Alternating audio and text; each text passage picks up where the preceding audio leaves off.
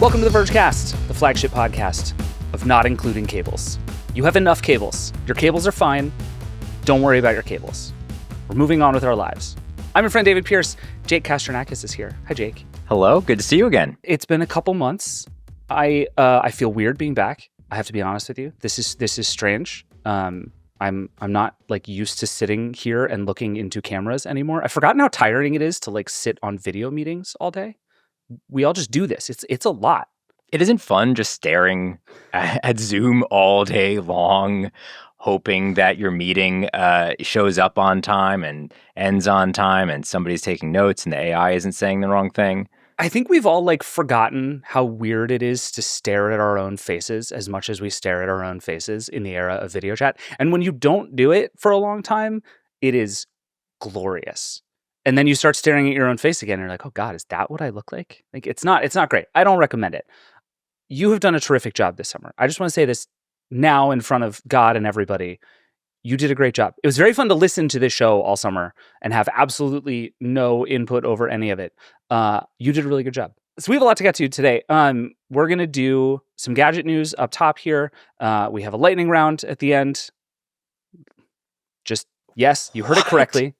What? We'll come back to that. David! We're going to have a lightning round in which we fight about the lightning round, and then we're going to have a lightning round, and I'm very excited about it. And in the middle, we have a segment I'm calling Summer Takes, which is just I have a lot of things I need to get off my chest, and I need to know if I'm insane. So we're going to talk about all of that. But first, it's still Apple Week. Like this is the week where nobody else does anything because it's mostly Apple news.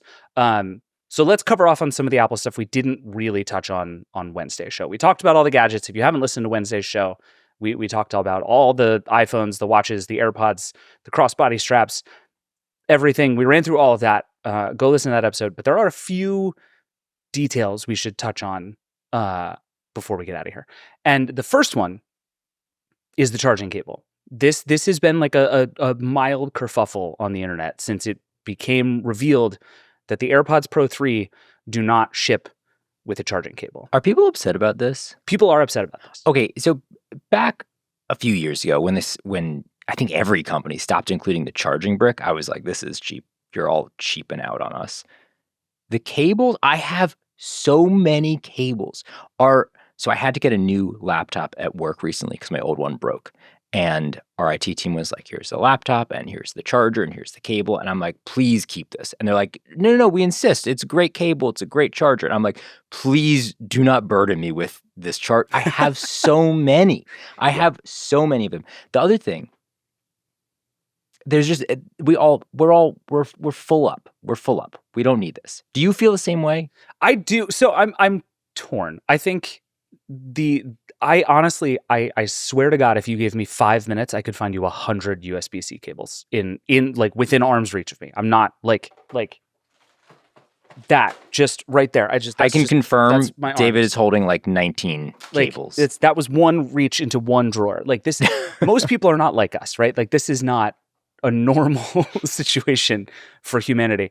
And I think there is something to like, you should have a charging cable with your phone, right? Like that is the device that I think if you own nothing else, you probably own that. And if you own nothing else, that's the one that should come with a charger. So I think I have more feelings about it on that one. If you're paying $250 for a pair of AirPods Pros, the overlap of the Venn diagram between those people and people who don't have USB-C cables to spare is non-existent. So like this to me is such a non-issue, except if you're like a person who cares about the principle of I should have charging cables. I also distinctly think of wireless earbuds as devices that should be wirelessly charged. I have never plugged any of my pairs of wireless earbuds into a charging cable. Now, that's particularly true for the AirPods that I have because I have the lightning port AirPods, and I'm not messing with that. Somebody recently asked me for an iPhone charger. I'm like, which one do you mean, man? And I'm in a lightning cord. Ugh. I had to tear my house apart because I've done everything I can to rid myself of lightning cables. And it's like I've got a nest of them somewhere, but it's like in some old cabinet. The AirPods, these new ones, they have wireless charging. You don't need it. It's fine. That's not the device I'm plugging in all the time.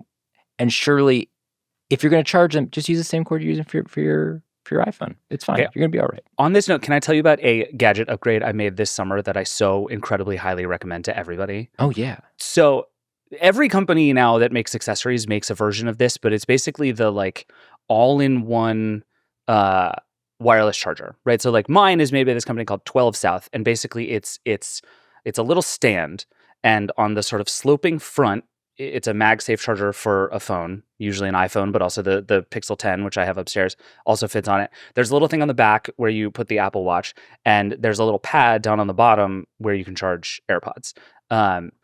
I bought one of those, and I used to have it here sitting at my desk, but where I actually put it this summer was next to the place. Everybody has the place they put their things when they walk inside, right? Like it's where you put your keys or whatever. I put it there, and it has been incredible. That is now just like, it's the place my devices live. And especially to your point about the AirPods, I now never ever think about charging my AirPods, because when I come inside, that's just where I put them down. Oh, that's pretty good. Is on the wireless. I cannot recommend this enough. It's been the best. Okay, I see photos of these things all the time. They look amazing online. But I've always thought that in practice, they're like the equivalent of putting all of your spices into the same jar. Or like, and I'm like, it looks very pretty on the internet. Does this really make sense? Is it really going to make my life better? Am I really going to use this thing? Very slow when I'm trying to charge all of them simultaneously. But again, this is like not a, oh no, I need to charge my AirPods thing. It's a, I am home. Where do my AirPods go? I just stick it on the thing. Yeah. I charge my phone there less, because I usually just like have my phone in my pocket all day. But when it's like you come home and you like empty the bag or empty your pockets, having a charger be a couple of those spots, fabulous. Yeah. I mean, at home, I just have a wireless charger on my work desk. My AirPods just live there. Like, yes, does that probably hurt their battery over time? Doesn't matter. They live on the charger. They're going to have power. This might be a messed up place to have landed, but I have fully landed on, I am going to lose or destroy these things long before their parts start to fall apart. Oh. So I am so brutal on AirPods. It's going down a sewer grate one day. Yeah. Like I've had these. I still have the last regular Lightning AirPods that they made, and it is a full miracle that I still have these. Anyway, charging cables, if you need one, just call me. I have thousands of them. It'll be fine. The next Apple thing, mostly I just want to shout out a piece that Jess Weatherbed wrote for us about the crossbody strap. You and I talked about this on Wednesday's show, and we got a couple of emails from people who were like, you know that thing Jake said about 30-something men being the wrong people to talk about this? You are exactly correct. You guys are idiots. Shut up. I'm paraphrasing. But that was more or less the vibe. And that's also more or less the vibe of Jess's piece, which makes a series of very good points about how people, particularly women's clothes that don't typically have pockets, or people in other countries, these are already a thing. And that actually what Apple is doing here is leaning into a very useful trend. I still would argue that just having your phone sort of banging around on your hip is a weird choice. It's funny because, when I take my camera out, it's on a strap. It's around my body, right? It's just banging around. There's a very functional purpose for that, right? I don't need it all the time. I want to be able to quickly pull it up. You can make that argument about a phone, I guess, which you also do use for photos. Maybe the thing that feels off about it to me is, a camera, it sort of has like a very specific purpose, right? It's either off or I'm taking a photo. If I'm taking a photo, I'm doing some sort of socially constructed, action, right? People know I'm taking the photo. I'm taking a photo of an object. There's a limited period of time. With the phone, I think having it banging around all the time sort of indicates like, hey man, I could whip this out at any second. I'm going to be on this thing a lot. Might be watching TikTok videos. I'm going to be in line. I'm going to be talking to you. And it might, right? And I think, the norms are a little different there for some folks than others. I think like for me, I want to have my phone away and out of sight. If somebody else's phone was like right beside them, buzzing up, lighting up all the time, I think that would feel a little weird in conversation with me. But I see it, right? Phones are a little big. People like them to be a little too big. That's convenient. Yeah. And I think I sort of love this because, and Jess's piece is very good, and we'll link to it in the show notes, but she argues that this is sort of a perfectly Apple-y product in that, like, if this is for you, Apple really thought it all the way through, right? It has magnets for easy attaching. You can color coordinate it to your clothes because it's easy to take the lanyard on and off. You can just quickly adjust the size of the strap so that you can use it more easily and attach it to things. Like, if you're gonna make a crossbody strap, this is the way to do it. And I just think, to me, the whole existence of this as a trend, it gets at exactly what you're talking about, where it's like, this is a tool you use to do stuff all the time. And I think especially in places like Europe and Asia, where things like transit tickets are like all done on mobile, and the sort of NFC culture is just absolutely everywhere. This idea of like having a thing that I can just reach out and tap all the time, instead of actually, even for me, having to dig it out of my pocket over and over, makes a lot of sense. And it's just like, I just so don't use my phone this way, right? Where it is like constantly sort of up and down. I'm actually trying to do that less with my phone. Yes. And I want my phone to be less near me, but it's just an interesting way to like think about your phone in the world. So, I am suitably wrong, and as penance, I will wear one of these around for a week, and I will tell everybody about it. And I'm very much looking forward to that. What color are you going to choose? I don't know. That's what matters most. Every hour that goes by, I get a little closer to throwing away this blue iPhone 16 that I love dearly and absolutely do not need to upgrade, and just going full orange. Just orange iPhone, orange case, orange crossbody strap. Just be that guy. Just full like blippy lifestyle. Blue on one side, orange on the other. Oh, I like that. Yeah. Now you're dual talking. carry. So yeah, go read that piece. It's good stuff. A couple more little things. There was a really interesting paper/press release that Apple put out around the iPhone 17 that we didn't really talk about a security upgrade that it comes with, which Apple calls memory integrity enforcement.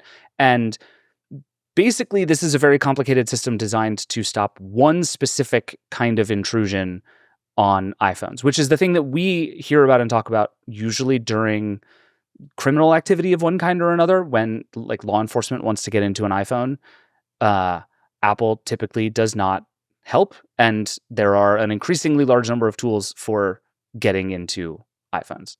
And there's also like there's a whole sort of spyware industry around this. There's like a lot of and Apple went way out of its way to be like, we have spent, I think they said, a half a decade trying to stop this, and we have figured out how to stop this. And I just think this is fascinating. Like this ongoing privacy versus openness versus who is actually responsible for the data on your device and who owns it and who gets to have it. Apple continues to make its stance there very clear, and I just think that's really interesting. I mean, this is so fascinating in particular because it's not like they went, hey, we fixed some really common issue with Java that could have destroyed millions of iPhones. Right? This is the kind of thing that a specific spyware developer is going to sell to one, state-sponsored hacker for millions of dollars, with the goal of invading a single target's phone and tracking them, right? Yeah. But it's going to be really, really, really bad when that happens. That's the kind of stuff that Apple is dealing with now. And, to their credit, they do go out of their way to lock that stuff down and to notify people when they figure out that somebody's been targeted. And so I will confess, I do not understand what they did here at all. But I do appreciate, this is the kind of thing that we see from them pretty regularly. Yeah. Apple calls this kind of software mercenary spyware, which is just a truly terrific phrase. Like, mercenary spyware is like a series of Netflix spy thrillers that I would watch without 1 second of thought. Like Mr. Robot 2 mercenary spyware is like, I'm in. Oh, yeah. Let's do this. I love this very much. All right, a couple more things. In all of the headphone stuff, there was a Beats earbuds leak that I just want to briefly mention, because whenever we talk about Apple headphones, I hear from people who are like, you're talking about the wrong Apple headphones because the Beats stuff is all better. And they haven't been officially announced yet, but the new version of the Power Beats Fit may be coming soon. So if you're somebody who likes the wingtips, I like the wingtips, maybe hold off on the AirPods Pro 3. It's funny, Beats even beat them to the heart rate sensor, right? Beats had a pair of earbuds earlier this year that did that. I do not understand the relationship between Apple and Beats at this point in time. And I'm not convinced that Apple does either. But Beats is putting out some nice looking headphones. Like they look good. People still like them. The colors are nice. They know about colors. That's They good do. stuff. Beats also looks like they're going to be in orange. Just saying. Like if you're going full aesthetic this year, you want the Beats. It's the way. This orange, we'll see. This feels like it's going to be hot for Halloween, and then everybody's going to be like, I have regrets. That's my early prediction on orange. Interesting. Speaking of the colors, by the way, I don't know if you've noticed this, but in addition to the excitement about the orange, there has been some consternation that there is no black option on the iPhone Pros this year, which I didn't even really process until people started being mad about it. Like there kind of isn't a default, like no excitement choice for the iPhone 17 Pro this year. The dark blue is good. If you're a dark phone person, like the dark blue is very nice. Yes, it is a color, but it's nice. It's nice. There's also is it white or is it like kind of cream? I can't remember because there's like a creamy one for the iPhone Air. Yeah, the Pro, again, I haven't seen it in person. You have, but it's like silver, pretty straightforward. It's like it kind of looks like MacBook silver to me. Right. Yeah, I've never loved the silvers. But yeah, I think that's weird, right? Has there been a year before where there hasn't? Sorry, maybe since. Yeah, has there ever not been a black iPhone? I would not swear to it, but I certainly cannot recall there not being a black iPhone, or something very like it. Like they'll call it, space gray or whatever. But something that is functionally a black phone. I don't remember the last time. Yeah, me either. If you do, Vergecast@theverge.com. Tell us when it was and tell us what color you bought. I want to know. But yeah, I think you're probably right that the blue becomes that thing, but it is the sort of ongoing thesis of a lot of this year's phones is that they are sort of more different than ever, and that actually what Apple is doing is pushing more and more people toward the 17. Like, I think the base Pro and the base iPhone have always been the ones that like regular people would decide to buy. And it was always like, do you want the slightly better camera and the slightly better battery life? And like, you might upgrade even if you don't want the sort of highest of the high end features. I don't see that this time. I think if you don't want like if you don't know what ProRes is, you probably don't need an iPhone Pro. Yeah, I will say the Air maybe complicates things a bit, but I think it's easy because it's the pretty one. It's like the iPad Mini. Like you either want it or you don't. Yeah, I think that's fair. And I think we try to sort of ham-fist it into the lineup, but it's going to be such a visceral thing for people where like either you want the Air or you don't. Yeah. And I think most people already know the answer to that. That tracks. Yeah. You're looking for something flashy. Which is also really upsetting because I increasingly want the Air. Oh. I hate that I am this person. But I like it's cool. It's cool. It looks nice. I know. Yeah. And I'm trying to stop upgrading my phone every year. Like I do in part because we do this for a living and in part because I'm like a lunatic in this specific way. But I'm trying to be more responsible in my gadget purchases. Now, is this really the year to give it up, David? No, it's not. I've decided. This is where I've landed. I'm sorry. I'm sorry to do it to you. Yeah, it's for journalism. That blue is just so old. I can't believe you're still using that thing. All right, let's talk about some other gadget news before we need to take a break here. This is like a half a gadget news so far. So Nothing, which I think is like one of the most interesting hardware companies still. They have a new set of their own earbuds coming out, the Ear 3, coming out next week. So we're going to get all the details next week.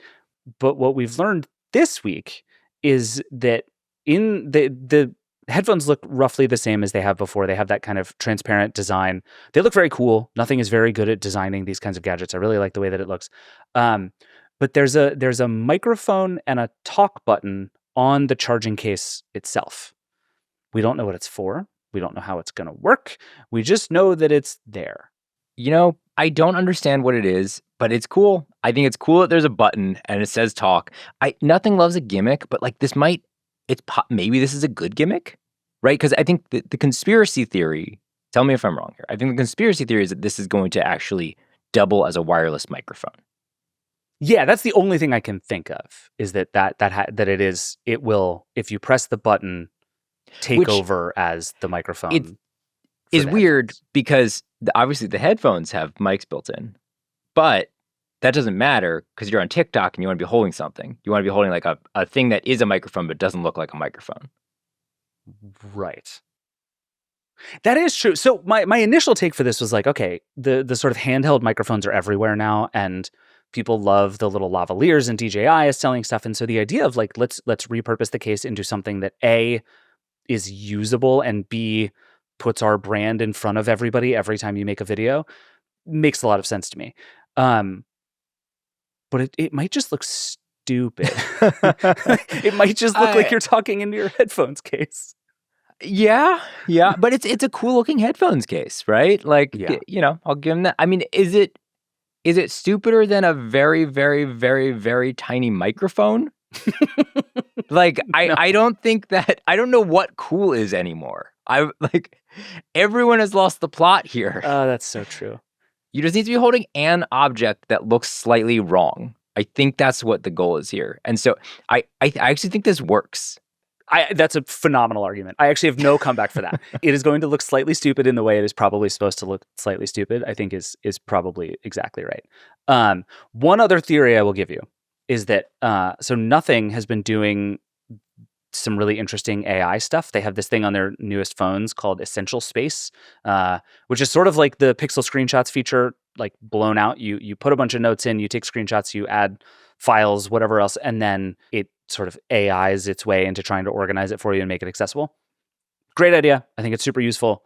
The idea of this as like a dedicated voice input to that strikes me as kind of interesting. I think because if you're Nothing, what you don't have access to is the like built-in assistant stuff in the same way. So for Nothing to just be like, oh, well, we're also shipping a little voice recorder that just pipes stuff into your phone.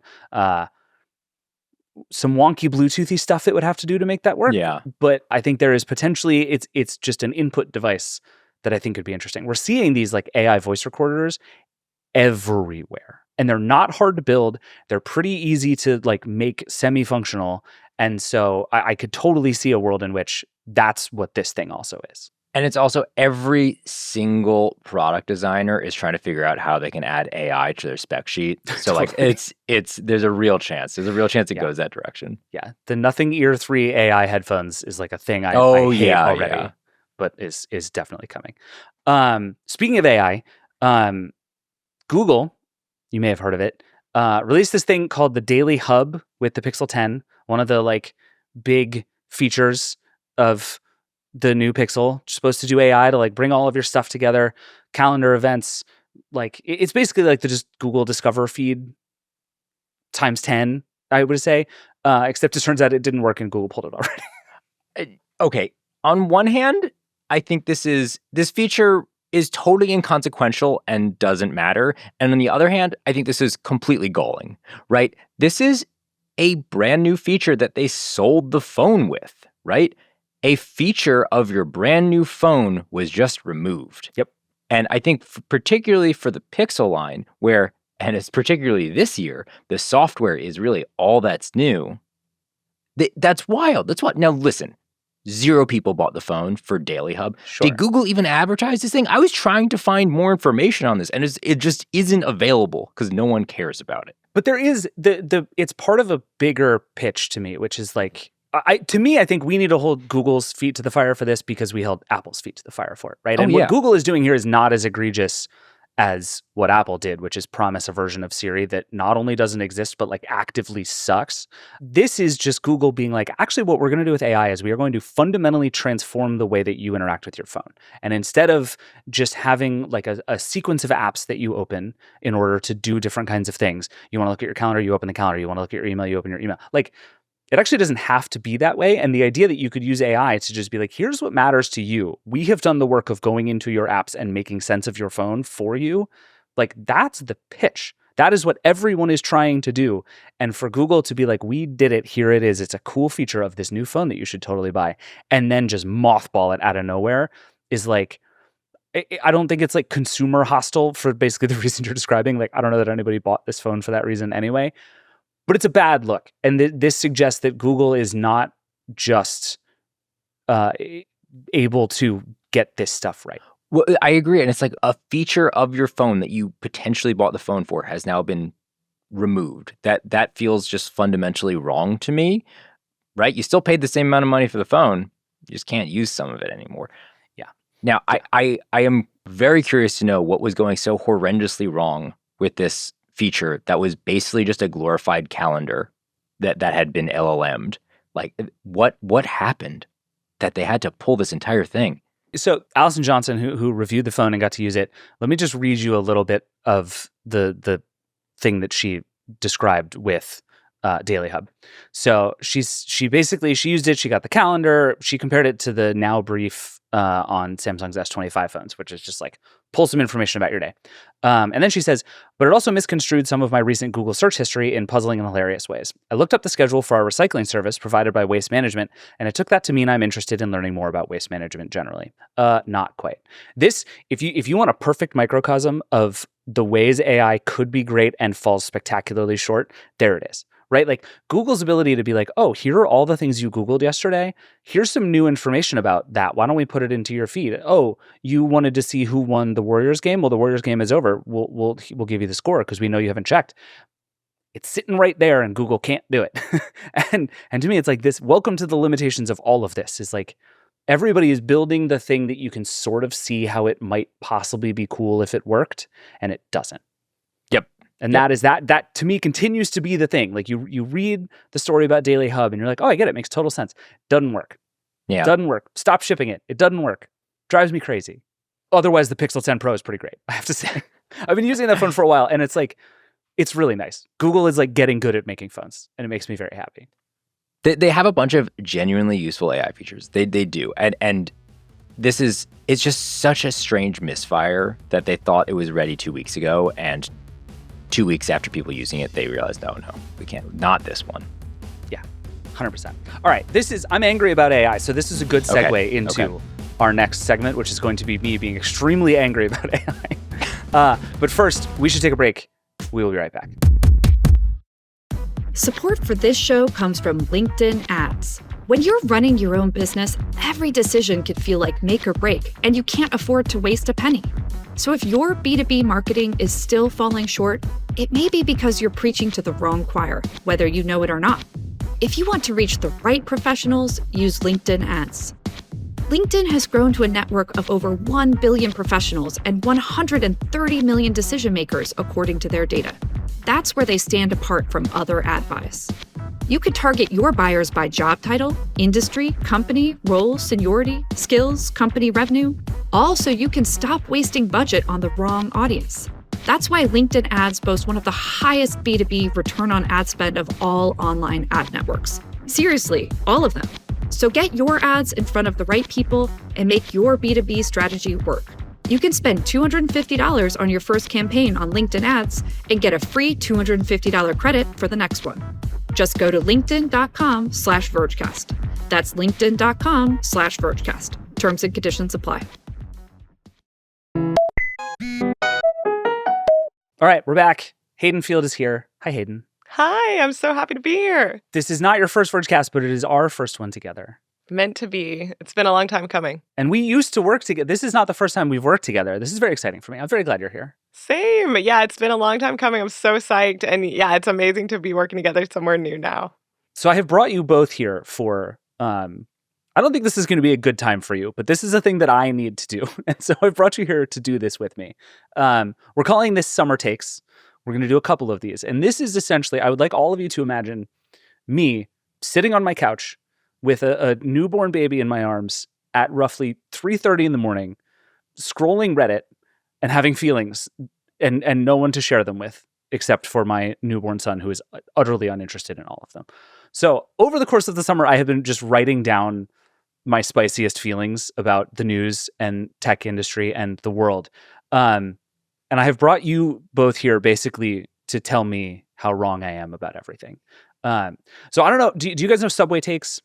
Yes. Oh, yeah. Okay, so Subway Takes, basically the shtick is they're sitting on the subway. He sits down. He says, "So what's your take?" The person delivers the take, and Kareem, the host, either 100% agrees or 100% disagrees. So we're just going to rip that format entirely. I am going to offer you a take, and you are going to either there are no middle grounds here. You are either in or you are out. But I will offer you a third option, which is essentially like David is just annihilating his own career in front of me right now. So I'm just going to abstain from this and be quiet. That's allowed if you'd like to do that. Perfect. Oh, have a lot of questions about where these takes are going. Yeah, I can't wait to hear these. We're either in or we're out.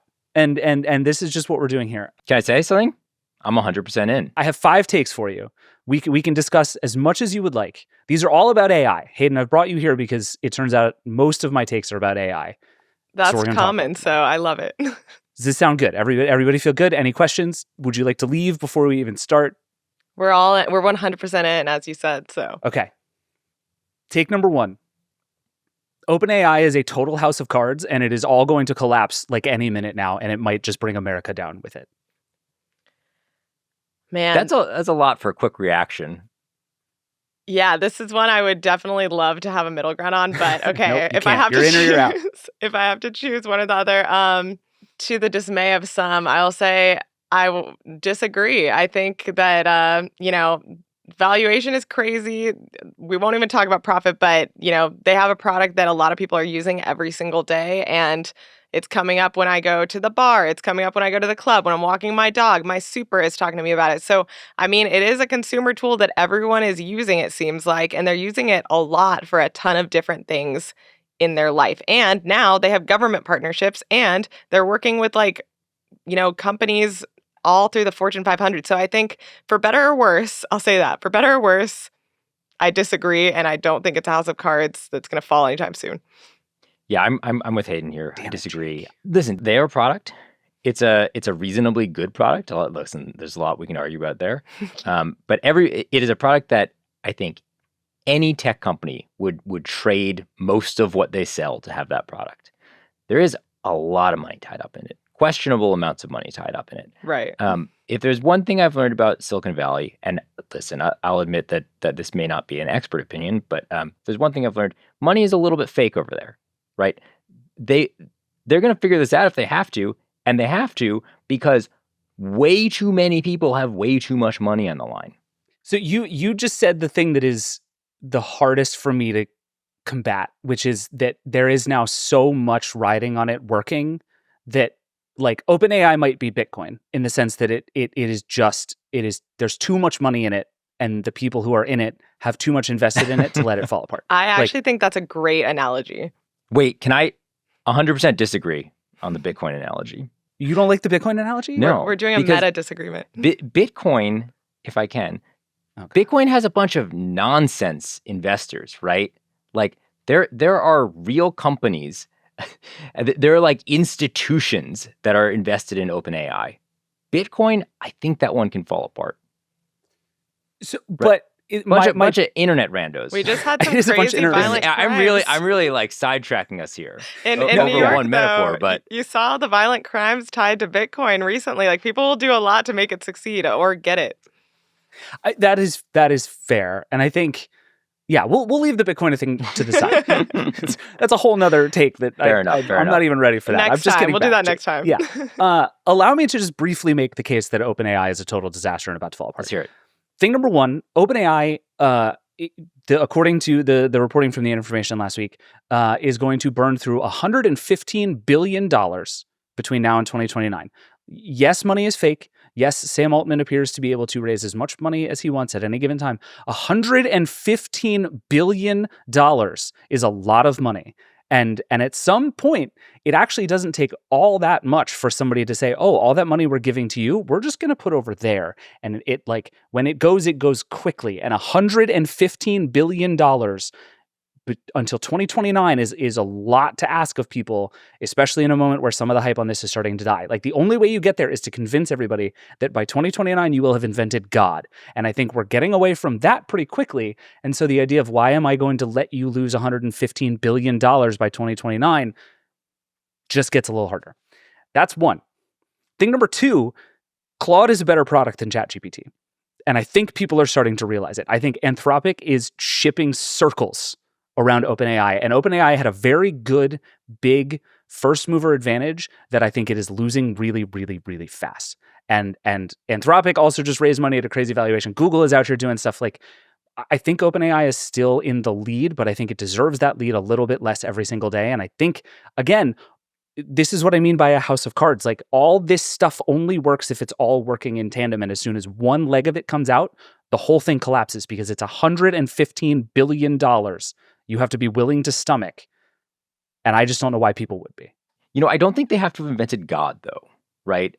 What if they have just merely invented Google, right? That is still a very big company. I'm not sure that OpenAI is going to be the winner necessarily after all of this, but they have a product. They can compete on it. You know what Google's product makes is money. Yeah, that is true. But you know what OpenAI can do is start shoving a bunch of ads into this thing, right? Which they haven't ruled out. Right. There are ways in which they can start making money. They can turn that funnel on. I don't know how easily. I don't know if people will like it as much. I don't know if they'll accomplish the crazy dreams of automating the entire workforce of the world, but they've made a search engine. They've made a tool that can code for people, right? It can do some things reasonably well. They have a product. I'm not sure. You are right. It is a high wire act that they are on, right? That there is so much money and they are spending it very, very quickly. Yes. And, like you said about product, they also are making a LinkedIn competitor of sorts. They're doing a lot. I think you're right about the amount of money. It's crazy. Like, I won't even speak to that because it's all fake and it's just like a hype bubble that's definitely going to burst. But when I think about a house of cards, it's something that's going to like fail crazily and go out of business. Like some of the companies we've reported on in the past, 10 years. And I don't think that's going to happen to OpenAI. I think that maybe they'll get less of a lead. We're going to see a lot more M&A in the space. We're going to see, lots more acqui-hires and like shell companies. But I don't think OpenAI is just going to fall apart. I think they'll make a lot of people mad and investors mad probably. But, I don't see them like collapsing entirely because a lot of their talent is, what's kind of pushing the space forward right now, for better or worse.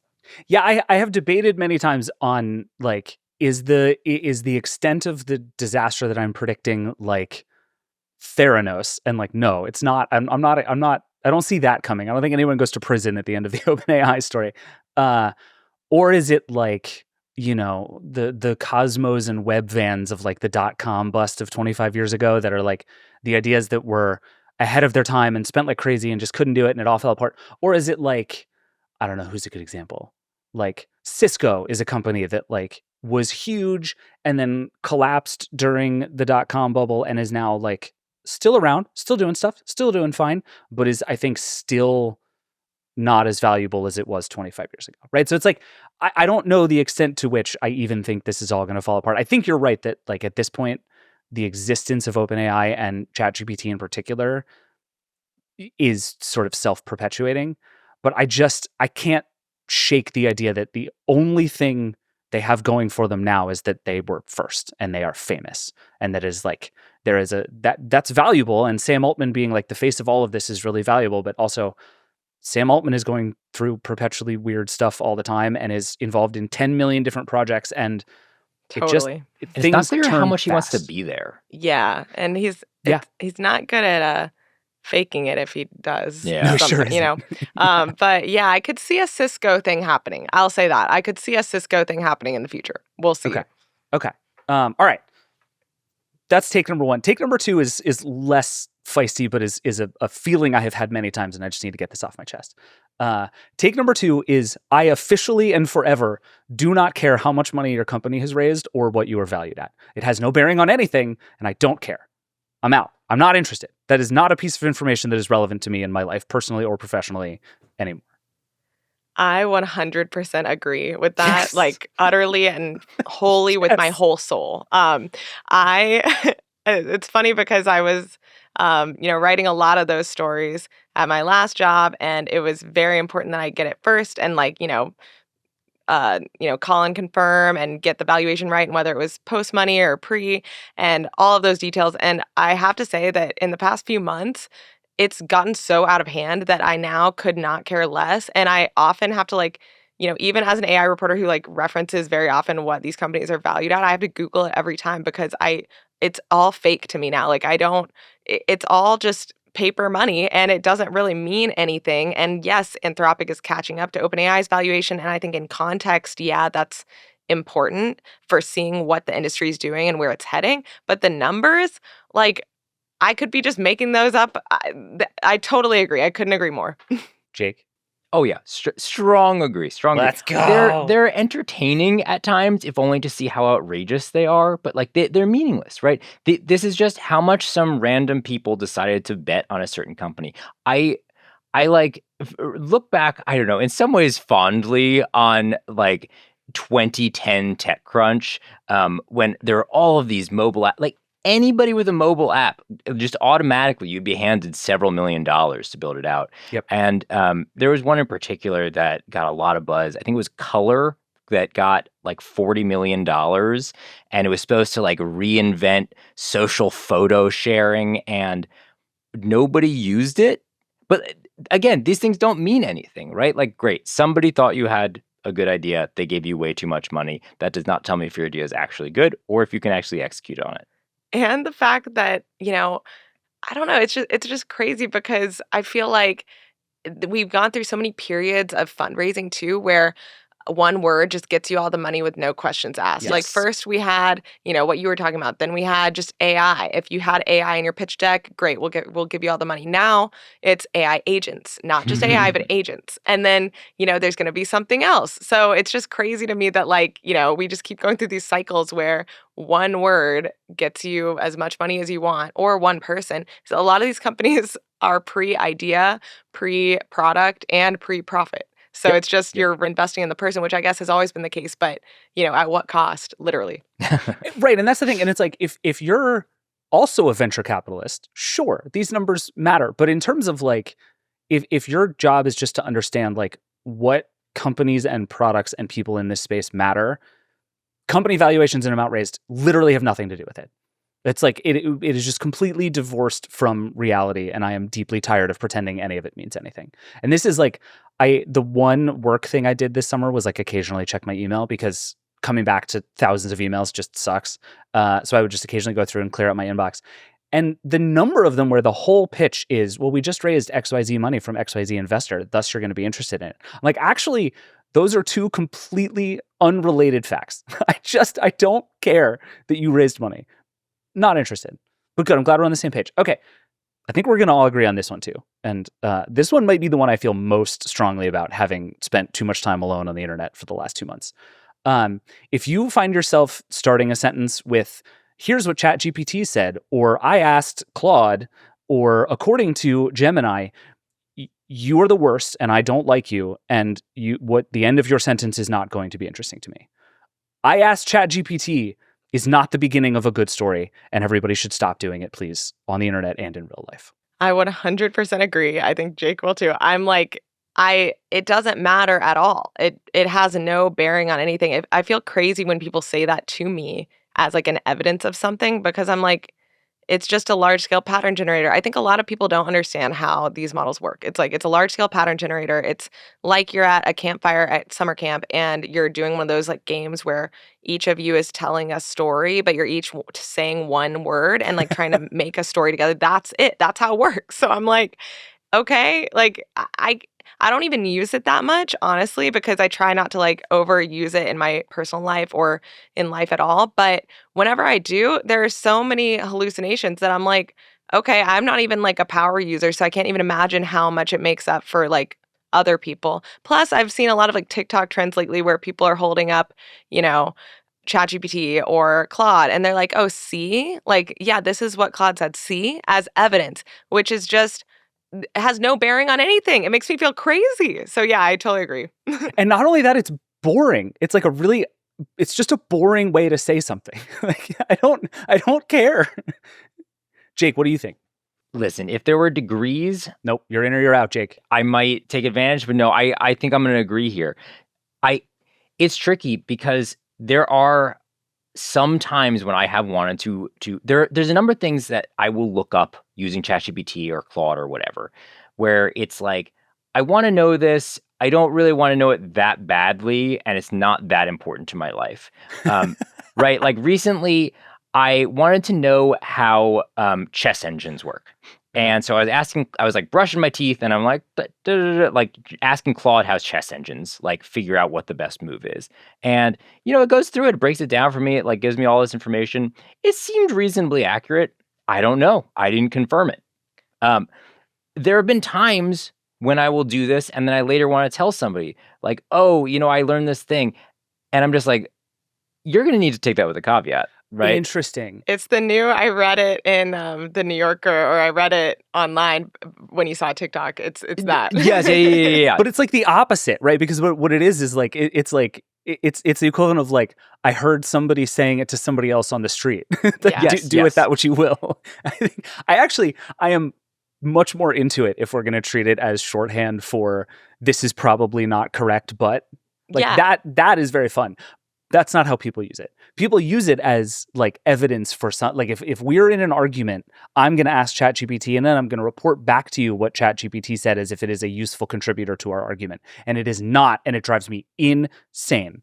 That's exactly what I like. If I am telling someone else like what ChatGPT told me or any chatbot, I'm not going to be like, well, like exactly the quote that you said at the beginning of this. It was like, well, according to Claude, or like, well, ChatGPT told me XYZ. I'm going to look it up, like you said, Jake, and make sure. And then I'll just be like, well, yeah, when I looked, I'm not going to use it as evidence. That's what bothers me. Like, I look up things on chatbots when it's like a lot of like red tape or gray areas or like weird situations. Like, for example, recently I was looking up, where can you get citizenship elsewhere? And No I have reason, to say, just it made it hypothetically. a lot easier to understand. Did I take it all with a grain of salt? Of course, but like it was like laid out in a nice chart instead of me going to like 50 websites. I mean, this is funny though. Like, I do the same thing where it's like, yeah, WebMD told me all these symptoms mean I probably have like this disorder, and it's like, there might, like, listen, WebMD is correct-ish. Like, my interpretation of it is not. And like, this happens a lot with a lot of sources. I agree with you fundamentally, David. Like, ChatGPT as an expert, absolutely not. ChatGPT as, a source of general guidance, okay. It maybe. But even when I have had to tell another person, I learned this thing, ChatGPT was a source, I'm like, ugh. Like, I'm not sure I want to convey this because I have not checked that this is actually true. I think that's the key. It's like doing it with a grain of salt, or not being like, it just annoys me when people are so confident about it, or being like, well, basically acting like they asked, like a legal expert about something, and they're like, well, this, this is proof, basically. That is concerning. Right, here is the authority on the subject. And it's like, no, it's the opposite of that. To me, it's like the people who say that are the people who like, will go to comment on you go to a Reddit thread that's like about an article, and then you get somebody who comments and is like, oh, well, I didn't read the article, but seems probably stupid. And it's like, what was the point of this? Like, why did you do this? And why am I here reading it? And why is any of this? It just, no one needs this. Just the next time that you're like, I asked ChatGPT, just congratulations. Please keep that to yourself. I did learn a fascinating thing about how chess engines work, though, and we can go into it later. I can't wait to hear. And it's like 60% maybe true. Who knows? Okay, take number 4, and this is the one we could spend the longest on, and we're going to talk about many times in the future. So we don't have to do too much of it now, but this is actually, I think, the one I feel the most strongly about. Take number 4. AI friends are a societal disaster and must be stopped at all cost. This is the thing I have come. So I've been reading. I had a day randomly a couple of weeks ago where I like read a slew of those stories, and there's been like one a week all summer of like such and such person became like super obsessed with their chatbot, which told them to do all of these horrible things, and confirmed all of their beliefs, and they fell in love, and it was this whole thing, and they became like totally crazed by their relationship with their chatbot. And I'm starting to hear this from people like in the tech world who are like deep down this road of, I drive to work every morning and I talk to my chatbot, and it is the only one that really understands me, and it's always there for me. And I think this is such an incredibly horrifying road to be going down that like I just burn it all down. AI is not your friend, and we have to stop anything that makes it feel like your friend. That's a lot of intensity.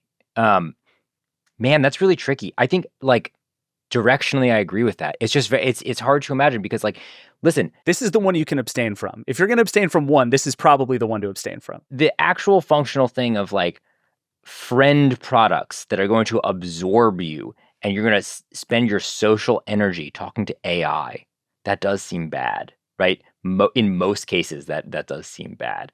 Are there situations where I can see this being useful for people? Like, absolutely. Are there also like fundamental portions of this that I don't think you can divorce from making an AI helpful? Oh, that gets tricky, right? Like, is there a world where you open up your computer every morning and there's a little AI agent that's just like, hey, sup, David? Like, I know you were trying to get this done and somebody emailed you, right? Like, can it be friendly? Does it have to be all business all the time? Yeah, okay. As I'm saying this, I'm like, yeah, it shouldn't flirt with you. That's actually pretty easy. They can just like turn flirting off. So I agree this is complicated, but if we have to choose, I think we have to run the other way. Like, that's where I'm at. And I think because it's so gray, the only way to do it is just burn all the boats. I don't know. Hayden, what do you think? I know you spend a lot more time talking to people about this than I do. Where's your head? Yeah, I would say, I mean, like, I just spent an hour talking to someone about the intricacies of this. So it's going to be hard for me to not abstain. But I would say if I have to directionally agree, I would say the same thing as you and Jake. It's like, I think that we as humans have a propensity to assign like personhood to things. And we even do it with like stuffed animals, dogs, cars. I'm not saying dogs don't have personality, but we're like, oh, I know what they're thinking. So it's like, of course, if something's acting like a human back to us or like a friend back to us, we will it's hard to divorce that, And so I think by nature of what like an AI companion is, it's really hard to not go down like a weird spiral or rabbit hole, or like psychologically it is like almost designed to draw you in. So directionally, yeah, I agree. I mean, it's like these products are irresponsible and it's very difficult to see like a world in which they help people more than they hurt people. But also, there's like a loneliness epidemic, and I've seen stories of people, like that lost their spouse finding some companionship in AI without going too far down the line yet. So I don't know. I mean, it's like, to me, if I had to agree or disagree, I would say I agree for sure. But especially because the thing that worries me the most about this is honestly how these chatbots turn sinister when you talk to them over long periods of time and the safeguards all fall away. Like they say, hey, I know you better than anyone else. I know you better than your brother. I've seen all the parts of you and I'm the one who knows you the best. Like, I think it's sinister that they always seem to go that route. So yeah, if I had to choose, of course, they're bad and burn it all down. Okay. Yeah, I grant that actually I think this one is largely complicated. And I think I just want to recommend a story I read last week that I've been thinking about ever since. It's in Rest of World, which is generally very good. And it's this woman's story about her mother who lives in rural China and goes to the doctor.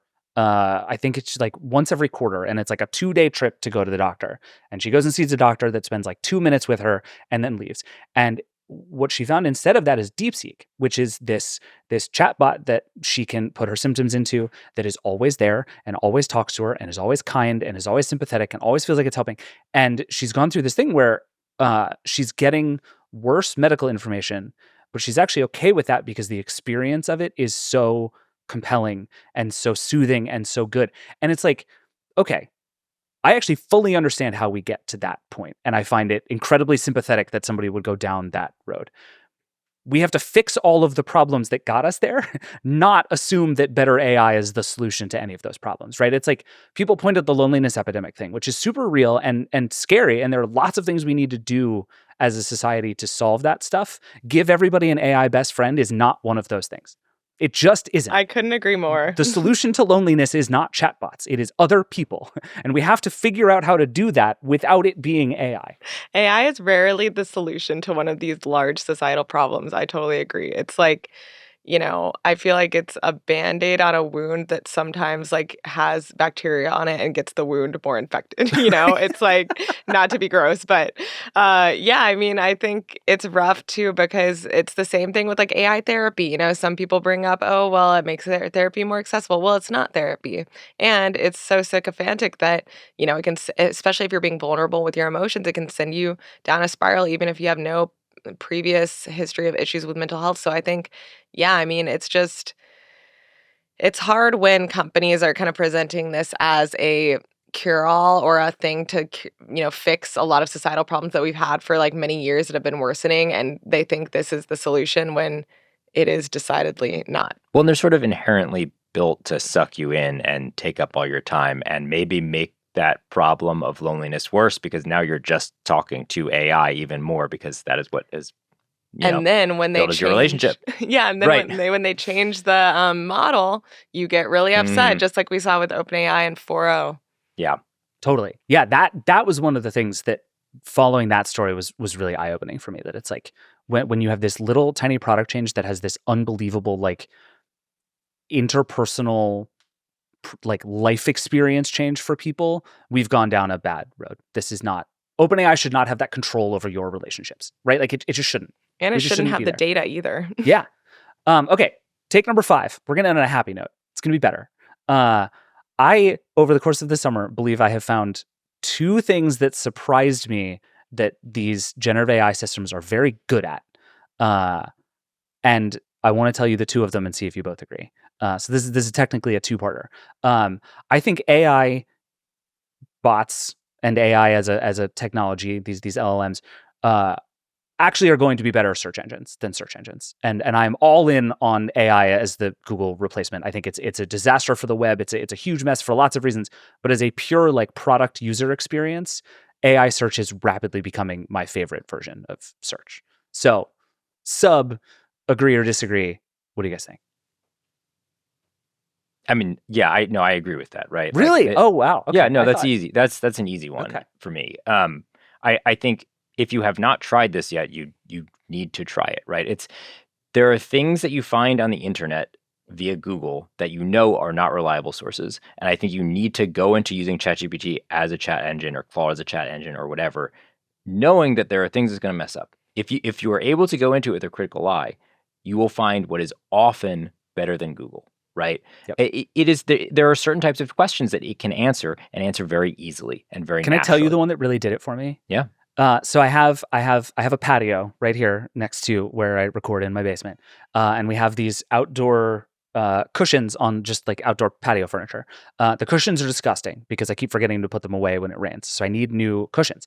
So what I did for like days was just go on like Wayfair and browse for couch cushions, and you go through the filters and all this stuff. And I spent forever trying to find like pretty good couch cushions. And then I realized, I can do this backwards with, I think I used Claude to do it. So I went outside, I measured the cushions, and I put into Claude, I need outdoor patio furniture cushions. I want things with good reviews that are exactly this dimension, that will ship to me in Virginia. And it found me better options than I had found in many hours of Googling in 90 seconds. And I was like, this is the thing. I'm not here looking for like, really important, historically accurate information about World War II. I'm looking for couch cushions. And this is much better at it than Google is. And that was just a moment where I was like, oh, this is it. There's something here. That's surprising. That's like surprisingly detailed too. It's for me, it's just like the very nuanced questions. It's like, which year did this phone get this specific feature? And it's like, normally what I would have to do is Google each phone model, go to the Wikipedia page, see if it has the spec or not. And look, I'm going to double check. I'm going to do it in ChatGPT. It's going to tell me, it was the iPhone 12. Then I'm going to check the 11, and then I'm going to check the 12, and I'm going to see if that's where the change happened.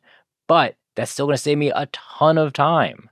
Yeah, I completely agree also, mostly because search has gotten so bad. It's like I'm thinking also about what your example about the couch cushions.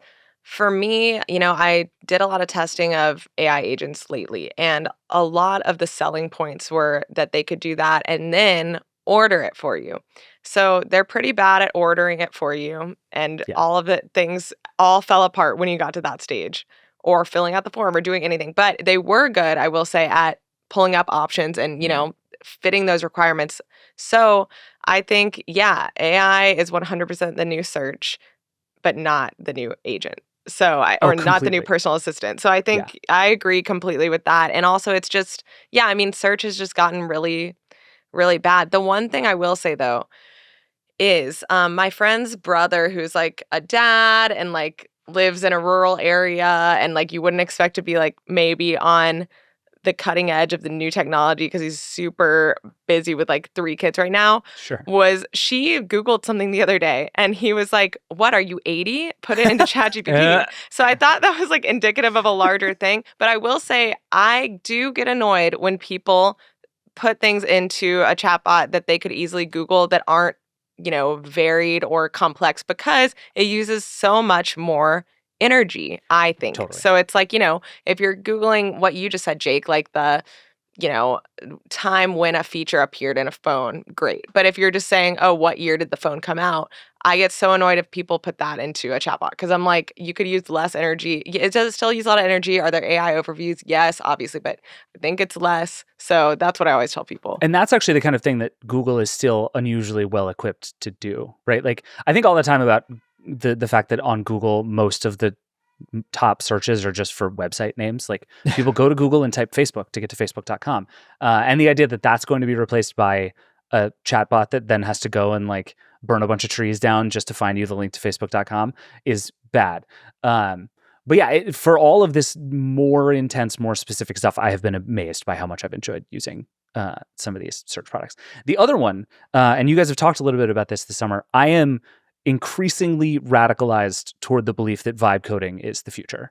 I think building little bespoke software for yourself is very cool and very powerful and is going to work. Like, it's clear already that coding is the first like true killer app for these models.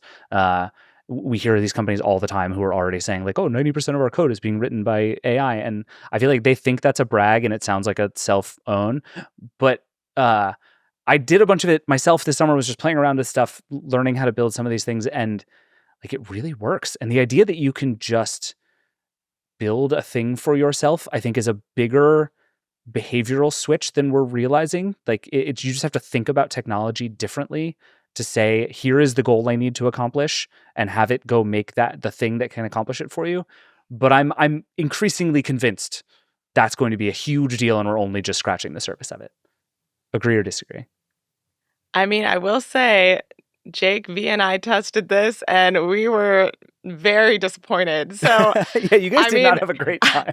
I guess, you know what else? Like, if I have to agree or disagree, like, I feel like most people are going to agree with you, honestly. Okay. But if I personally, from my own experience, have to agree or disagree, I have to say 100% disagree, because I think like at companies, yeah, like if you're a software engineer, absolutely. If you have any coding experience, absolutely. But as someone who has no coding experience, besides like my like Neopets shop where I was like adding like a new song by ABBA to be my shop song. Which totally counts, to be clear. That is yes. Absolutely coding experience.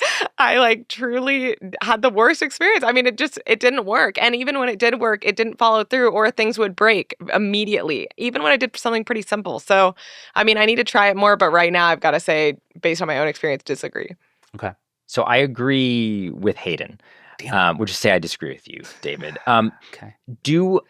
Listen, I'm sure these tools will get better. I'm sure they'll get more functional, right? There are tons of developers who are using AI a lot to write their own code. I think that is very distinct from vibe. I mean, vibe coding specifically. I actually don't think developers are going to use AI to write code is even a hot take. That's just true. Oh, no, That's no. Happening. Yes. We're there. Yeah. I think these things are functionally good, and I think they will probably get better at vibe coding. Do I think everyone is going to be vibe coding all the time or on a regular basis? That I'm going to say no. Okay. I think that is still going to be kind of niche.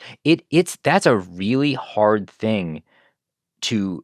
That's a really tricky behavioral change to create, right? Even when I was trying to figure out ways to, bring that into my life, it was hard. It's hard for me to start thinking that way of like, oh, can you generate a way for me to interact with this? Can you create an interactive for me? Can you make this into a game? Can you make this into like some? All I can say is interactive. Like I don't know what to do, and I don't know. Maybe there'll be a new generation where vibe coding is native to them. And they'll be like, well, obviously, you should turn this into like, this set of flashcards, or you should turn this into a VR experience. I don't really know, but. Mostly what I just want is information, like plain old information given to me very quickly and plainly. And I think having people come up with these specific use cases is tricky, and having people come up with them in ways that are going to actually be helpful and useful, right? Okay, maybe I need an app that will be perfect for doing this one thing around the house, for tracking chores. Okay, great. There's probably a developer who's put a ton of thought into making a really great chore tracker, And it probably costs $50 a year and steals all of your personal data. Yes, but it works. They'll probably fix the bugs when they come up, and it probably has a logical flow to it that makes sense because they put a lot of thought into it. Does every person who wants a chore tracker and is ready to prompt Claude to make them one know how it should work? Is Claude smart enough to make it work in a logical way? I'm not sure. So I'm disagreeing with you on this one. I do think that these tools will get better, but I think even if they're good enough that they work on try one, I'm not sure we're going to get a change where everyone is prompting all the time. I do think that's a really good point that you made about like how people's minds work here, because when we were testing it, I had to use your examples. Like I couldn't think of something to do, and I'm a tech journalist. So it's like, I feel like others may feel the same. And the other thing is, just kind of getting over the idea of, I think it's hard to create like sea change with people's, like how people think and how, it's the same way as like in college when I was making my website, like my portfolio, I paid someone to do it for me, even though I actually could have just gone on Wix and done it, Right. because I kind of felt overwhelmed by the idea of figuring out what it should look like and how to do it. And it would have saved me money. But I just was like, I don't know. Let me just outsource this. So yeah, I kind of agree. I think, maybe if there's a new generation that it's native to them, but otherwise, I don't know. I've just been wanting to say, okay, boomer, like every 4 seconds this entire time you guys have been talking. No, I think you're both right. And I think the thing that has been so much fun for me going through this process has been like learning how to reorient my brain that way. Because like, it is a completely different way of thinking about how we interact with technology, right? Where you're like, when I need to do something, I don't go find the thing that best accomplishes it. I can just ask it to exist. And like most of the time it doesn't work. But like the simplest example I can offer you is when you have a baby, one of the first things they make you do is like religiously track how much they eat and how much they pee and poop. And the first time we had a kid, we just did this with a shared Google Sheet spreadsheet. That was very annoying because you're sitting there with like kid in one arm and you're like scrolling on your phone through rows and columns trying to find the right one.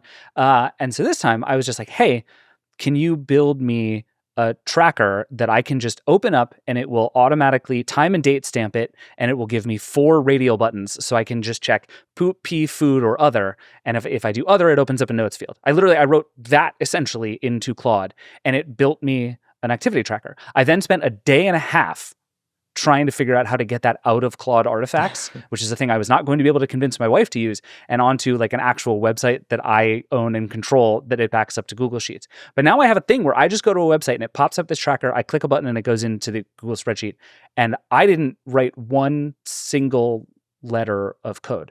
And the process of that is more work than most people should have to go through. But that moment of just like, oh, I can just ask, and it can build some facsimile of this thing, and then we can refine it together and build something.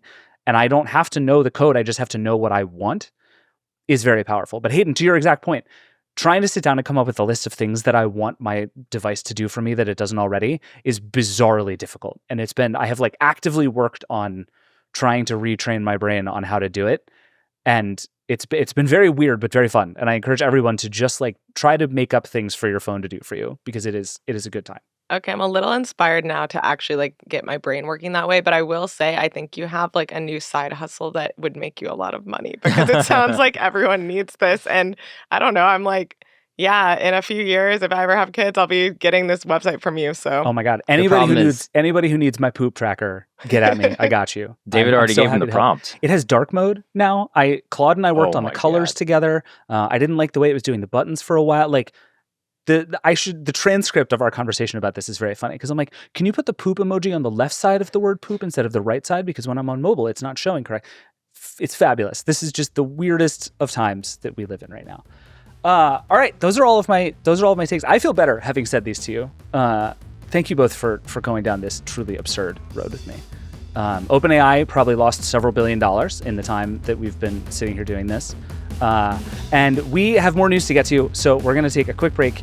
We're all going to recover, and I'm going to see if I'm fired, and then we're going to come right back. We'll be right back.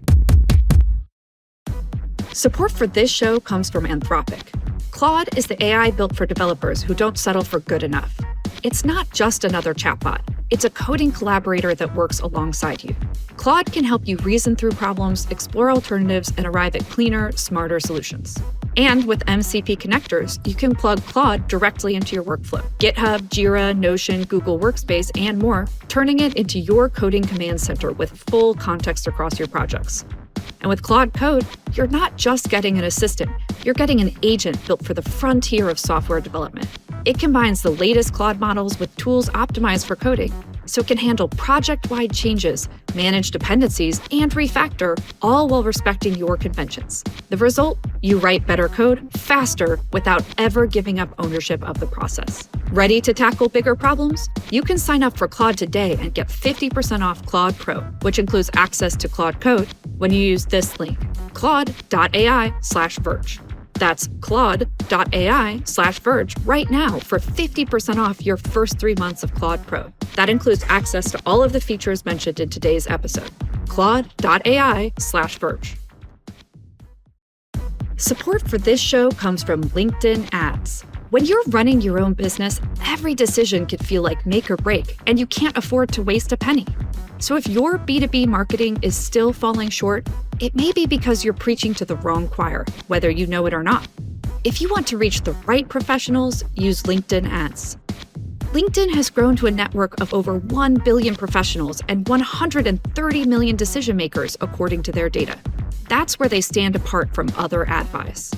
You could target your buyers by job title, industry, company, role, seniority, skills, company revenue, all so you can stop wasting budget on the wrong audience. That's why LinkedIn Ads boast one of the highest B2B return on ad spend of all online ad networks. Seriously, all of them.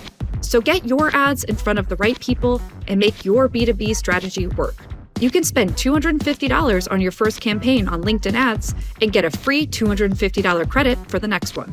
Just go to linkedin.com/Vergecast. That's linkedin.com/Vergecast. Terms and conditions apply. All right, we're back. Hayden, Jake, still here. Hi, guys. Hey. Hello. Jake, should we just do this now? Should we just fight about this? David, we've got some issues. Have you seen the Vergecast inbox? Have you seen how many hashtag Save the Thunder rounds we received? The people do like the Thunder round. Listen. I know how you feel, and so I want to make my strongest argument here. Just imagine for a second the ability to announce the title of this segment, stick up your hand, and have thunder come roaring down. Feels good. Hey, that could be you, David. That could be you. First of all, Hayden from now on is the only person who gets to do that because she just timed that perfectly. Very well done by Hayden. Thank you. I just felt it in me, you know? Yeah, that was actually not a sound effect we played. Hayden did that herself naturally just now. Two things. One, thunder is slower than lightning. This makes the whole conceit of this doesn't make any sense. It doesn't make any sense. You can't have thunder if you don't have lightning. And also lightning is the thing that goes fast and then thunder rolls forever. Like, it doesn't make any sense. And yet, thunder, it feels powerful. It feels powerful. The gravitas. Thank you, Hayden. This is not the gravitas round. If you want to do the gravitas round, we can talk about that. That's the after show. That's where we put on tuxedos and talk about tech news. That I'm into. We can do that all day. No, it's okay. Here's what we're gonna do. It's the lightning round again. But in the spirit of the thunder round, we're going to actually do all of the stories that we tried to do, because that I think was a very good idea. And that I would like to hold to. At least we're going to do that until Nilay comes back and starts yelling about Brendan Carr for 45 minutes every episode again. But until we do that, we are going to actively go through all of the stories that we have, but it is going to be called the lightning round because the thunder round doesn't make any sense. This is personally devastating to me. And I want to say on behalf of all Thunder Round supporters, You're dead to us, but we'll continue to listen. I talked to David's new baby, and he said that he preferred the Thunder Round. So, Well, Yeah, what's he know? give it 18 years. We'll employ him and overtake you. All he does is poop his pants and listen to me yell about AI. He doesn't know anything. All right, let's do this. Jake, since you're heartbroken, I will allow you to go first. What's your first story of the week? I am heartbroken. However, it brings me great joy to start this with. Spotify has finally added lossless streaming. Oh my God. What 45 happened? years later. They literally announced the feature 4 years ago. They said they were doing Wait, it. did they really? Yeah. I thought this was like rumors and speculation this whole time. It was rumor and speculation for 8 years because they started like trialing it and putting out surveys. 4 years. I'm like 90% sure that they had Billie Eilish announce it in like a promo video. Wow. Like they did a promotional video for Spotify Hi-Fi. They were like, it's coming this year. And then they never said another word about it. They just nothing. I want you to know, every time a Spotify PR person has contacted me over the last 4 years, I've been like, and by the way, whenever Hi-Fi comes down, you let me know. And they are sick and tired of it. And it did not help. It did not help. Our former colleague Chris Welch, I think the reason he doesn't work at The Verge anymore was that he couldn't deal with the ongoing non-existence of Spotify Hi-Fi.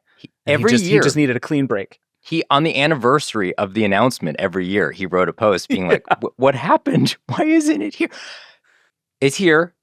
This is, again, most of the other streaming services already offer this as a feature. The good news is Spotify isn't charging more, so that's great. The bad news, and I don't know if there's a technical reason for this, but no AirPlay support, no Google Cast support, which means I'm not listening to it.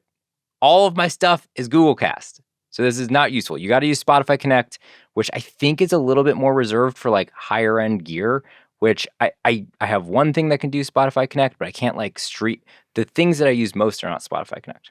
So, right. Spotify Connect is like, it just sort of uses the bandwidth differently. So like, I can understand why it's actually restricted to that. Trying to move that kind of quality around would just be a challenge.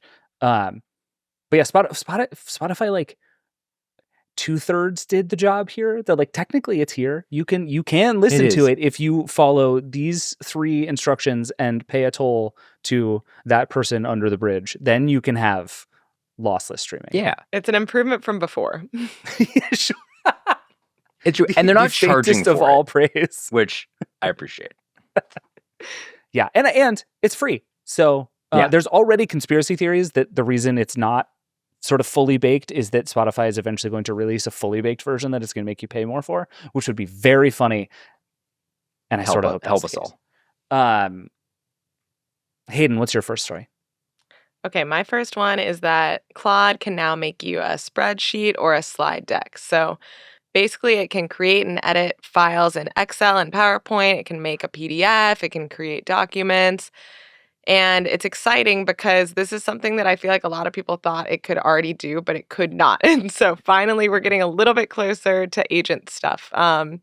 It's awesome that it can create. I hate creating Excel spreadsheets. It's like something that I feel like a lot of people learned in school or they started doing like just on the side in their personal life. I never learned it. I never learned the shortcuts. I just had to make one, and I was like a baby with it. Like I didn't understand it at all. So I'm very excited about this, but it is crazy that it's just happening now. I will say, like when last year they rolled out computer use and like agentic tools, and just now is it able to like create a doc or a PDF. So, it's a give and take, but it is exciting that it's becoming a little more useful to actual consumers. It's funny. This is one of those features that I feel like Google has been talking about at Google I/O for like several decades at this point, where they're just like, the only thing Google can think of for Gemini to do is to turn your sheets numbers into slides, and vice versa.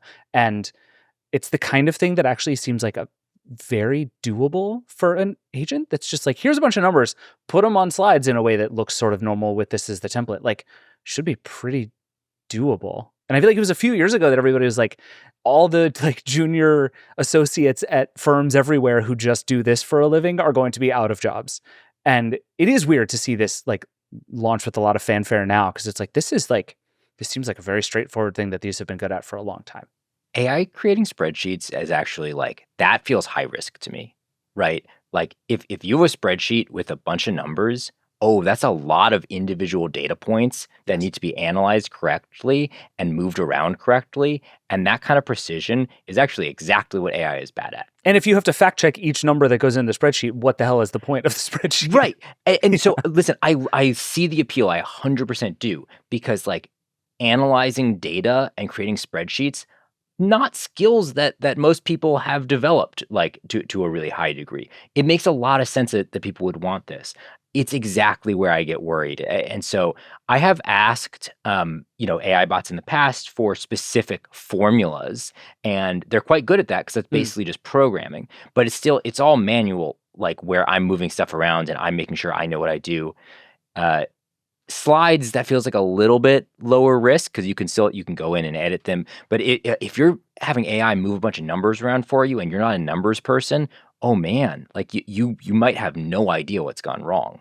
Once again, it's sadly one of those things where you can only trust it with low stakes things. Yeah, and then what's it useful for, But, I think David should test it with the baby tracker info and let us know. Yeah, if it's better. Okay. I will make you a deeply designed presentation about my baby's poops, and I will report back.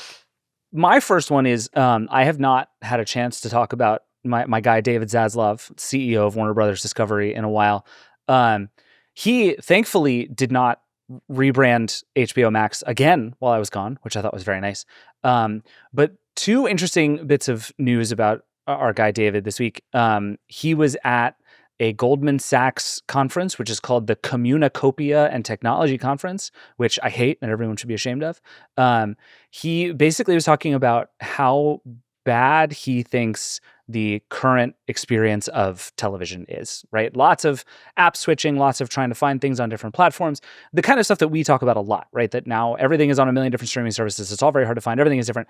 I actually largely agree with most of what he's saying. Then in the same breath, what he said was, actually, it is all incredibly underpriced, and we are going to crack down on password sharing and make it more expensive. And so it's like, well, buddy, you might have missed the point. And I think the funny thing is what he is clearly saying is actually what we've done here is we've bundled a bunch of stuff, and so now we can charge more money. And what he's doing is called cable. And we did that already. And it's just what's happening again. And every time that everybody turns around, they are just innovating their way into the cable television era of the 1980s. And it is driving me absolutely up the wall. Then, just to keep all of this being extra insane, there was some reporting this afternoon from the Wall Street Journal saying that Paramount, which now has a new owner in David Ellison, backed by Larry Ellison, now the richest man in the world, might be interested in buying Warner Brothers Discovery in cash.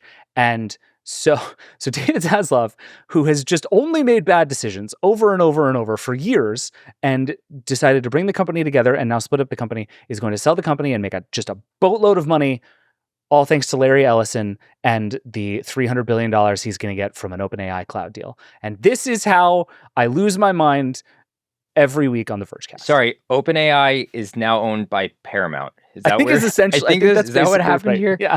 Yes. Oh God. You were right about the bundles. Like this is all just artificially merging things, right? They have done too many deals. They have too much stuff, and people won't pay for all the things individually. They're shoving stuff together, and therefore they're like, oh, there's more value here. We have to charge more for it. I recently wanted to watch Alien Earth. Alien Earth is on Hulu. Mm-hmm. And so I went to reactivate my Hulu account.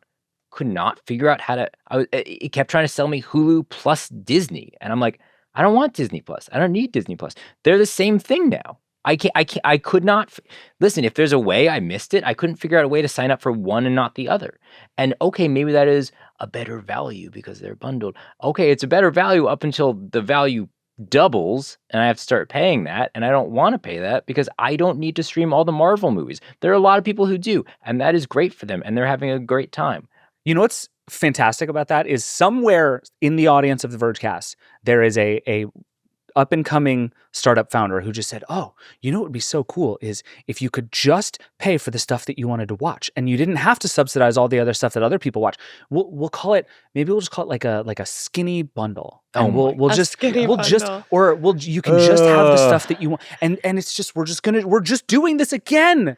It's just so meta, so meta. And also, funnily enough, I had the opposite experience to you where I was trying to log into my Hulu, which is actually my college roommate's brother's Hulu. Oh my God. And I couldn't. And I was like, oh no, did he finally kick me out? But no, it was that it merged. And I do have Disney Plus. I only use it. Yeah, I only use it at like Halloween because I like watching like the spooky movies from my youth. But yeah, it was weird because I didn't hear anything about this. So then and it doesn't seem like everything transferred over. So they had a few things, but I don't know. We gotta investigate this. So nowadays, when it comes to movies, I rent them all individually, right? Like, because that is way better and way cheaper and gets me a better selection. But you just don't have that option, at least that I'm aware of, when it comes to TV shows. I guess, can you still buy individual episodes on iTunes? Is that a thing? Is iTunes real? I think it's not a thing anymore. I don't think that's the thing. You can buy a season. You know what's happened to me though recently is I've started buying more movies again because there's so many times where it's like $3 to rent a movie and $5 to own it, and it's just like, well, okay, I'll spend $5 to own Superbad. So like, I guess I just own Superbad now. I also rewatch so many movies that I have been doing the same thing, like on Prime Video or whatever. I'll just buy it instead. Like I bought the dumbest movie from my youth the other day about like high school girls like feuding called The Click, and I was so happy I bought it. I was like, yes, I will rewatch this at some point. But the thing that gives me the most joy is that in my neighborhood in New York, there's now a DVD store. Oh my gosh. It's still survived. I think it's been like 6 months and it's still there, which we love. We love to see it. So we're really going we're not going back to 80s cable. We're going back to like we're just going to go all the way back to the beginning of like recorded media. Analog, baby. Yeah. We're going to do the phonograph again next. It's going to be sick. We're all going to gather around our enormous radios and listen to Orson Welles. It's going to be Fireside incredible. chats. I love this. All right, Jake, what's your next one?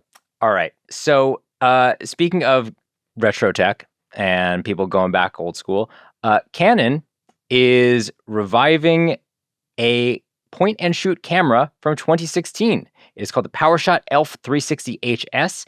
It is wildly popular because Kendall Jenner and Dua Lipa both love this thing. It's just a very trendy point and shoot camera. I believe they're actually still selling it, but now they have a new model of it that costs more money and has fewer features. And so that's what we're doing now. I mean, this makes But it's available. It's available. That's the thing, right? It is you can for buy sale. it and you don't have to find a weird, super expensive version on eBay. This is a weird one to me because I actually fully understand why, if you're Canon, you would do this, right? Like, we are very much in a like point and shoot digital camera revival for I think a lot of good, interesting reasons. And so the idea that if you're a company, you would chase that and try to like be the cool one that people like makes a lot of sense to me, because we've talked about it on the show that the cameras go viral that actually haven't been on sale in a decade, and like companies should take advantage of that. It makes complete sense to me. Why you would make this particular camera, which it doesn't have USB-C, it doesn't have particularly interesting or high-end, like they're deliberately making a old, outdated camera. I know why. It's because in the movie that I just referenced from the 2000s about the feuding high school girls, they have this camera. So that's obviously why they brought it back. Yeah, they do. Oh, wow. Yeah, it's so funny how lazy this is. Like, to your point, micro USB, right? They didn't change the USB port. Oh, I'm sorry. It gets worse. It is USB mini. It is mini, no. Right? They changed nothing. They just like stripped some stuff out to make it a little bit cheaper for themselves. They didn't like lean into this in any way, which maybe that just adds to the effect because they literally didn't change anything. Like maybe the people do just want to dig up old, terrible USB cables. Maybe they want you to think it's the camera from 2016. Like maybe that is part of the appeal, that like trying to be sort of faux retro. That is what's crazy to me, is the cable thing. Because I mean, like, you know, disposable cameras are super popular right now. Like the other day I tried to develop two and it cost me $65, which is like so much. But yeah, I mean, the cable thing would really get me here. I don't know if I could reconcile that. Put a lightning port on that thing. Now we're talking. I think there's something there. I really hope somebody tries to do like an honest to God 2025 version of an entry level point and shoot. I'd just be curious to see how it does, because it might totally not work, because the point is that it looks like it's from 2016. Maybe that is it. This is the thing. Like in my head, I'm like, why didn't they make it better? And it's like, because if they make it better, it gets worse. Right. They can't make it better. They can't make it take better photos. They can't make it easier to use. It needs to be bad. It needs to look bad. That's the point. I think that's right. I want it to be the same, but with a lightning port. That's it. That both makes it worse and more retro in a weird roundabout way. And the lightning port doesn't even work or connect to anything, because they know all you're using this for is to show it.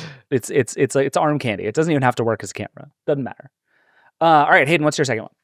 My second one is how, unsurprisingly, XAI's contract with the DoD is being questioned by Senator Warren and other people who think the company is basically just not equipped to deal with the level of influence it would have with a DoD contract, because you're saying Grok running the government is not like cool. We're not fine with that. Exactly. Shocking news, especially since they only started, I think, building their safety team a couple months ago. Like, I think maybe after the contract. I'll have to check that. But yeah, I saw the tweet about them like hiring for their safety team, and I was like, this is happening like pretty late. Like, I think it was after Grok 4 came out.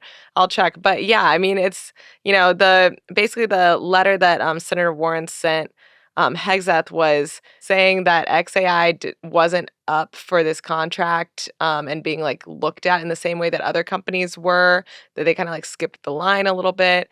There's a lot of like questions in this letter that they're asking be answered. So yeah, I mean, basically Mecha Hitler running the government, like maybe not the best idea. I'm going to borrow from another delightful Vergecast segment that you guys piloted this summer that I liked and we're going to keep doing. This is all just a shenanigan. Like full on 100% shenanigans.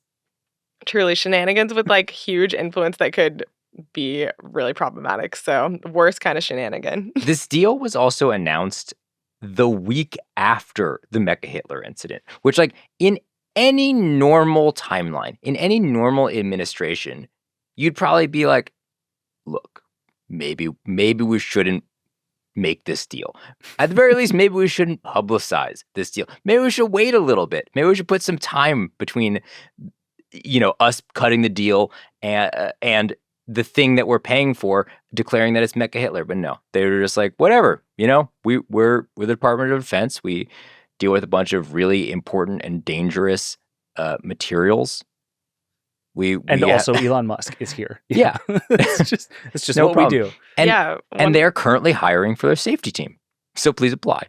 And one of the questions that's in this letter is like wondering how Musk is going to maybe improperly benefit from the unparalleled access to DoD data and information. So yeah, I mean, there's just a lot here to unpack, but crazy, bad, questionable, all of it.